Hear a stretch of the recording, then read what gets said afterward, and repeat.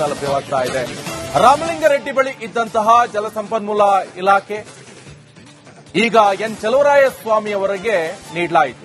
ಕೃಷಿ ಸಚಿವರಾಗಿದ್ದರು ಚಲುವರಾಯಸ್ವಾಮಿ ಅವರು. ರಾಮಲಿಂಗಾರೆಡ್ಡಿ ಅವರಿಗೆ ಈಗ ಅರಣ್ಯ ಮತ್ತೆ ಪರಿಸರ ಇಲಾಖೆ ಖಾತೆಯನ್ನು ಕೊಡಲಾಯಿತು. ರಾಮಲಿಂಗಾರೆಡ್ಡಿ ಯಾವ ಫಸ್ಟ್ ಇರುವಂತದ್ದು ಜಲಸಂಪನ್ಮೂಲ ಇಲಾಖೆ ಖಾತೆ ಅವರ ಬಳಿ ಇತ್ತು, ಅದನ್ನೀಗ ಬದಲಾವಣೆ ಮಾಡಲಾಯಿತು. ಅವ್ರನ್ನ ಚೇಂಜ್ ಮಾಡಿದಂತ ಸಂದರ್ಭದಲ್ಲಿ ಆ ಖಾತೆಯನ್ನ ಚಲುವರಾಯಸ್ವಾಮಿ ಅವರಿಗೆ ಈಗ ನೀಡಲಾಯಿತು. ಈಗ ಮಾಹಿತಿ ಕೊಡ್ತಾರೆ ನನ್ನ ಕಲೀಗ್ ವೀರೇಂದ್ರ, ನ್ಯೂಸ್ ಡೆಸ್ಕ್ ಇಂದ ಜಾಯ್ನ್ ಆಗಿದ್ದಾರೆ. ವೀರೇಂದ್ರ, ಸದ್ಯ ಈಗ ರಾಮಲಿಂಗಾರೆಡ್ಡಿ ಅವರ ಖಾತೆ ಈಗ ಬದಲಾವಣೆ ಮಾಡಲಾಯಿತು. ಬಟ್ ಈ ಸಂದರ್ಭದಲ್ಲಿ ಕಾವೇರಿ ವಿಚಾರದಲ್ಲಿ ಏನಂತ ಆಗ್ತಾ ಇದ್ವಿ ಅಂತ ನೋಡ್ತಾ ಇದ್ವಿ. ಸೊ ಇಂಥ ಸಂದರ್ಭದಲ್ಲಿ ಚಲುವರಾಯಸ್ವಾಮಿ ಅವರಿಗೆ ಶಿಫ್ಟ್ ಮಾಡಲಾಯಿತು. ಸದ್ಯ ಏನೇನು ಬೆಳವಣಿಗೆ ಆಗ್ತಾ ಇದೆ, ಇದರಿಂದ ಎಫೆಕ್ಟ್ ಏನಾಗಬಹುದು ಅಂತ? ನಿಕೇಶ್, ನೋಡಿ, ಇಲ್ಲಿ ಚಲುವರಾಯಸ್ವಾಮಿ ಕೂಡ ಅಂದ್ರೆ ಒಂದು ದೊಡ್ಡ ಖಾತೆಯನ್ನ ಪಡ್ಕೊಂಡಿದ್ದಾರೆ. ಹಾಗೆ ಮುನಿಯಪ್ಪನವರು ತಾವು ಕೇಳಿದ ಸಮಾಜ ಕಲ್ಯಾಣ ಇಲಾಖೆಯನ್ನ ಪಡೆಯುವಲ್ಲಿ ಯಶಸ್ವಿ ಆದ್ರು.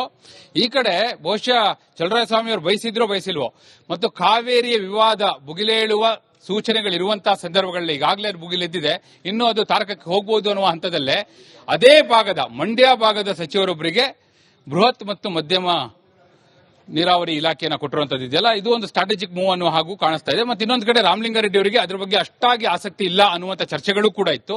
ಅದೇ ಹಿನ್ನೆಲೆಯಲ್ಲಿ ಬಹುಶಃ ಚಲುವರಾಯಸ್ವಾಮಿ ಅವರಿಗೆ ಬಹಳ ದೊಡ್ಡ ಖಾತೆ ಸಿಕ್ಕಿದೆ. ಡೆಫಿನೆಟ್ಲಿ ಅದೊಂದು ಅಡ್ವಾಂಟೇಜ್ ಅವರ ಪಾಲಿಗೆ.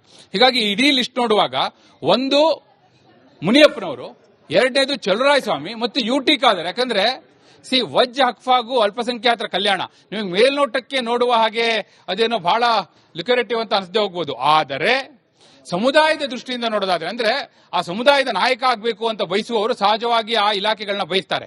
ಜಮೀರ್ ಅಹಮದ್ ಖಾನ್ ಅವರು ಅದಕ್ಕೆ ಎಲ್ಲ ಸರ್ಕಾರಗಳಲ್ಲೂ ಆ ಇಲಾಖೆಯನ್ನು ಅವ್ರು ಹೊಂದಿರ್ತಾ ಇದ್ರು. ಅಂದ್ರೆ ಅವ್ರು ಯಾವಾಗ ಮಂತ್ರಿ ಆಗಿದ್ರು ಹಾಗೆಲ್ಲ. ಆದ್ರೆ ಫಾರ್ ದಿ ಫಸ್ಟ್ ಟೈಮ್ ಅವರಿಗೆ ಕೇವಲ ವಸತಿ ಇಲಾಖೆ ಒಂದೇ ಕೊಟ್ಟು ಅವರ ಬಳಿ ಇದ್ದಂತಹ ಹಜ್ ವಕ್ಫ್ ಹಾಗೂ ಅಲ್ಪಸಂಖ್ಯಾತರ ಕಲ್ಯಾಣ ಇಲಾಖೆಯನ್ನ ಈಗ ಯುಟಿ ಖಾದರ್ ಅವರಿಗೆ ಕೊಟ್ಟಿರೋದು. ಈ ಲಿಸ್ಟ್ ನೋಡಿದಾಗ ಇವು ಮೂರು ಕೂಡ ಬಹಳ ಮೇಜರ್ ಅನ್ಸುತ್ತೆ.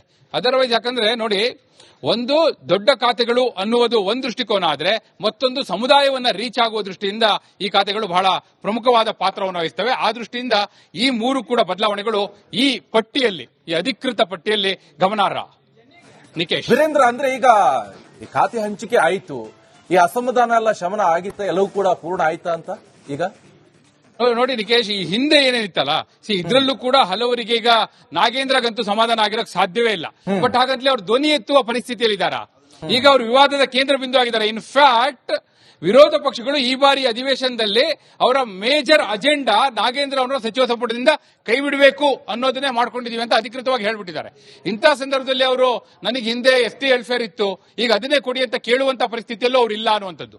ಆ ದೃಷ್ಟಿಯಿಂದಲೇ ನೋಡಿ, ಹಾಗೆ ನೋಡ್ಲಿಕ್ಕೆ ಹೋದ್ರೆ ಈ ರೀತಿ ಕೆಲವರಿಗಿದೆ. ಉದಾಹರಣೆಗೆ KH ಮುನಿಯಪ್ಪನವರು ಏನಂತ ಹೇಳಿದ್ರು, ಆಹಾರ ಇಲಾಖೆ ನನಗೆ ಕೊಟ್ಟಿರೋ ಖಾತೆನೇ ಸರಿ. ಹೋಲ್ಡ್ ಅಲ್ಲಿ ಮತ್ತೆ ನಾನು ನಿಮ್ಮನ್ನ